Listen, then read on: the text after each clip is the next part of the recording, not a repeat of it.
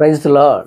మన ప్రభువును రక్షకుడైన యేసుక్రీస్తు పరిశుద్ధ నామంలో యేసుతో అనుదినము అని ఈ పరిచర్య ద్వారా ప్రతిదినము దేవుని యొక్క శ్రేష్టమైన వాక్యం వింటున్న మీ అందరికీ నా హృదయపూర్వక వందనములు. నా ప్రియ సహోదరి సహోదరుడు చిన్న ప్రార్థన చేసుకుని మన వాక్యంలోకి వెళ్దాం.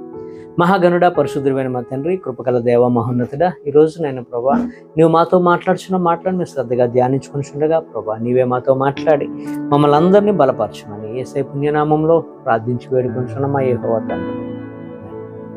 God bless you. దేవుడు ఈరోజు మనతో మాట్లాడుచున్న మాట ఏంటంటే ఐక్యతతో జీవించమని ప్రభు మనతో మాట్లాడుచున్నారు.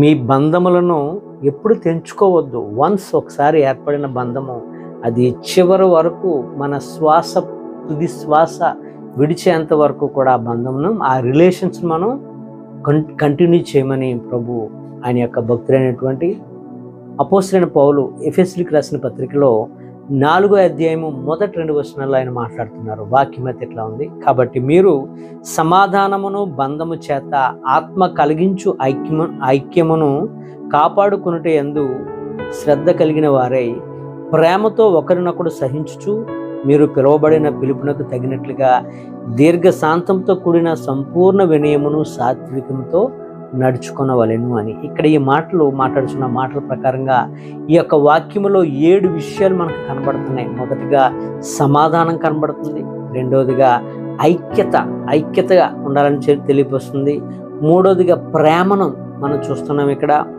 నాలుగవదిగా సహించు అనే మాటను చూస్తున్నాం, ఐదవదిగా దీర్ఘశాంతము, ఆరవదిగా వినయము, ఏడవదిగా సాత్వికము. ఈ 7 విషయాల చేత మీరు పిలువబడిన వారు, మీరు ఏర్పరచుకునబడిన వారు కనుక పిలువబడిన వారు, దేవుని చేత ఏర్పరచబడిన వారి యొక్క బంధం ఎలా ఉండాలంటే చాలా స్ట్రాంగ్గా ఉండాలి.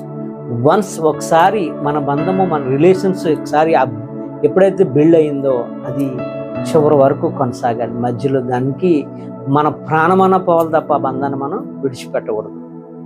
ఈ 7 విషయాల ద్వారా మన యొక్క బంధాన్ని, మన రిలేషన్స్ని చాలా స్ట్రాంగ్గా మనం కాపాడుకున్నాం. ఎందుకంటే రిలేషన్స్, బంధం అనేది చాలా ప్రాముఖ్యమైనది. ఒకరికి ఇంకొకరు తోడైతే ఏమవుతుందంటే ఆలోచనలో కానీ అన్ని విషయాల్లో కూడా చాలా పటిష్టంగా ఉంటుంది. యేసుక్రీస్తు ప్రభువారు ఆయన సువార్తకు తన శిష్యులను పంపినప్పుడు ఒక్కొక్కరిని పంపలేదు, జతలుగా పంపారు. అందుకనే దేవుడైన యెహోవా కూడా ఆదామును తయారు చేసినప్పుడు ఆయనకి సాటి అయిన సహకారిని ఇచ్చారు, అవ్వమ్మను. అయితే అక్కడ ఇద్దరు కలవటం వల్ల ఆలోచనలు ఉంటాయి, ఇద్దరు కలవటం వల్ల చెడు ఉంటుంది, అన్నీ ఉంటాయి. కానీ మనం ప్రభువుని నమ్ముకున్న మనం దేవుని బిడ్డలుగా మన రిలేషన్స్ అన్నీ కూడా గుడ్ రిలేషన్స్తో మనం జీవించేవారిగా ఉండాలి. ఒక ఫ్యామిలీ ఉందనుకని, ఏదైనా చర్చ్ కావచ్చు, ఫ్యామిలీ కావచ్చు, లేదంటే కాలేజీ కావచ్చు, వాటెవర్ ఏదైనా కావచ్చు, అవి అన్నీ కూడా సజావుగా సాగుతాయని కావు. ప్రతి చోట ప్రాబ్లం ఉంటుంది, ప్రతి చోట కష్టం ఉంటుంది, నష్టం ఉంటుంది. మనల్ని అంగీకరించిన ప్రజలు ఉంటారు. అన్ని చోట్ల కూడా మనం ఏం చేయాలంటే సహించుకోవాలి, ఓర్చుకోవాలి. అలాగే దీర్ఘశాంతము మనకు అవసరం అంటున్నాడు కదా అక్కడ ప్రభు. మీరు సంపూర్ణ దీర్ఘశాంతమును, సంపూర్ణ వినయమును కలిగి సాత్వికంతో మీరు నడవమని ప్రభు చెప్తున్నారు. కాబట్టి ఇది ఎంతో చక్కని ఒక ఫ్యామిలీకి, ఒక బంధానికి ఒక వండర్ఫుల్ వర్డ్ ఇది. కనుక ఈ యొక్క వాక్యాన్ని మన హృదయంలో భద్రపరుచుకున్నాం. నేను ఈ మధ్య చాలామందిని చూశాను, వారందరూ కూడా భార్య భర్తల మధ్య సరైన సఖ్యత లేకపోవటం వల్ల నేను ఆమెతో ఉండలేకపోతున్నాను, నేను ఆయనతో ఏగలేకపోతున్నాను, ఆయన నన్ను సరిగా చూడట్లేదు, ఇంటికి రాడు, ఇలా రకరకాల మాటల ద్వారా ఏమవుతుందంటే డైవర్స్ వరకు కూడా వెళ్ళిపోతున్నారు. డైవర్స్ వరకు కూడా వెళ్ళిపోయి ఆ రిలేషన్స్ వారు వెంటనే బ్రేక్ చేసేసుకుంటున్నారు కూడా. సహనం ఉండాలండి, సహనం లేకపోతే మనం ఏమి కూడా చేయలేం. డైవర్స్ వరకు వెళ్ళిపోతున్నాము అనేది చూస్తున్నాం తప్ప ఆ తర్వాత పరిణామాలు ఏమవుతాయి అనేది మనము ఆలోచించట్లేదు. అంటే ఒక్కసారి ప్రాబ్లం అయిన తర్వాత ఆ ప్రాబ్లంనే చూస్తున్నాం తప్ప ఆ తర్వాత జరిగే పరిణామాలు ఆలోచించట్లేదు. బైబిల్ ఎంత క్లియర్గా మాట్లాడింది, మీ యొక్క బంధాన్ని చాలా పటిష్టంగా చేసుకోండి, సాత్వికంతో, వినయంతో, ప్రేమతో ఒకరినొకరు అర్థం చేసుకోండి అని బైబిల్ చాలా క్లియర్గా చెప్తుంది. ఏదైనా ఒక స్ట్రక్చర్ ఉంది, ఆ స్ట్రక్చర్ని కట్టడానికి చాలా టైం పడుతుంది, చాలా కష్టం. అదే స్ట్రక్చర్ని డిమాలిష్ చేయడానికి దాన్ని పడగొట్టడానికి వెరీ ఈజీ, చాలా ఈజీగా దాన్ని మనం పడగొట్టగలం. కాబట్టి ఫ్యామిలీని కట్టడం, రిలేషన్స్ కట్టుకోవటం చాలా కష్టం. ఆ కట్టిన రిలేషన్స్ని బ్రేక్ చేయడం ఒక్క మాటతో రిలేషన్స్ బ్రేక్ అయిపోయి, కట్ అయిపోయి, మాట్లాడలేకుండా ఉన్న వాళ్ళని అనేకమైన వారిని మనం చూస్తున్నాం. బైబిల్ చెప్తున్నది కూడా కలిసి జీవించమని, అలాగే సర్వ సమాజం అనేకమైన శాస్త్రాలు చెప్తున్నది కూడా కలిసి ఉండమని. భిన్నత్వంలో ఏకత్వం అంటారు, యూనిటీ ఇన్ డైవర్సిటీ అంటారు. భిన్నత్వంలో ఏకత్వము, కలిసి జీవించండి, కలవండి.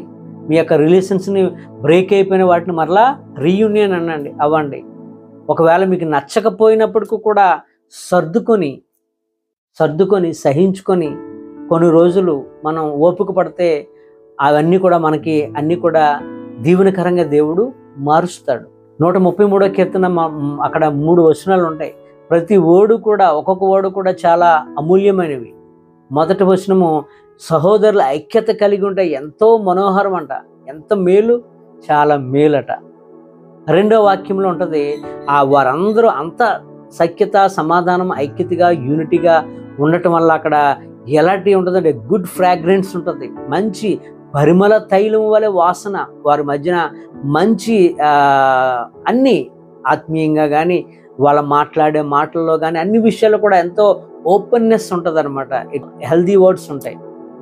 మూడోదిగా మనం చూసినట్లయితే వారు అంత సఖ్యతగా, అంత ఆనందంగా ఉండటం వల్ల అక్కడ దేవుడు వారికి ఇచ్చే బ్లెస్సింగ్ ఏంటంటే అక్కడ ఆశీర్వాదము, శాశ్వత జీవము అక్కడ ఉండవలనని దేవుని యొక్క ఆజ్ఞ ఉంది. కనుక ఈ మాటలు విన్నా నా ప్రియ సహోదరుడా, మన యొక్క రిలేషన్స్ ఒకవేళ కట్ అయిపోయినాయా, ఇప్పుడే నువ్వు ఆశీర్వదింపబడాలి, శాశ్వతంగా జీవింపబడాలి అంటే దేవుని యొక్క వాక్యం సెలవిస్తుంది. కనుక ఇప్పుడే నువ్వు ఎక్కడైతే రిలేషన్ కట్ అయిపోయిందో మరలా రీయూనియన్ అవ్వండి. మనకు తెలుసో తెలియకో మనం బ్రేక్ చేసేసుకుంటాం. కాబట్టి బ్రేక్ చేసుకోవటం చాలా ఈజీ, కట్టుకోవటం చాలా కష్టం నా ప్రియ సహోదరుడా. కనుక రిలేషన్స్ మనం మంచిగా మెయింటైన్ చేద్దాం. బ్యాడ్ రిలేషన్స్ కాదు, గుడ్ రిలేషన్స్ కలిగి ఉన్న చోటే ఆ ఆశీర్వాదము, శాశ్వత జీవం ఉంటుంది. అదే బ్యాడ్ రిలేషన్స్ ఉన్న చోట ఏముంటుంది అంటే దేవుని యొక్క శాపం ఉంటుంది, మర్చిపోవద్దు. కనుక గుడ్ రిలేషన్స్తో లైఫ్ లాంగ్ ఆనందంగా జీవిద్దాం. ఈ కొద్ది మాటలు దేవుడు మనందరి జీవితంలో నెరవేర్చును గాక. ఆమేన్. God bless you.